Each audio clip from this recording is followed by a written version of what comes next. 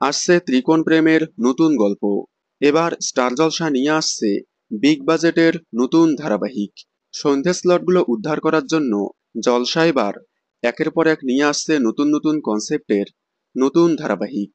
ধারাবাহিকগুলোর মাধ্যমে কামব্যাক করছে খুবই নামকরা অভিনেতা অভিনেত্রী।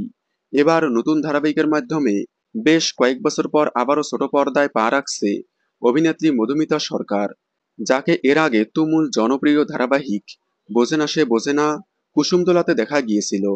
এবার ম্যাজিক মোমেন্টসের হাত ধরে আবারও ছোট পর্দায় কামব্যাক করছে মধুমিতা সরকার।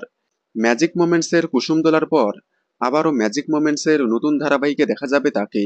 তার বিপরীতে দেখা যাবে অভিনেতা শন ব্যানার্জিকে এবং দেখা যাবে অভিনেতা গৌরব চ্যাটার্জিকে, যাকে তেঁতুল পাতাতে দেখা যাচ্ছে।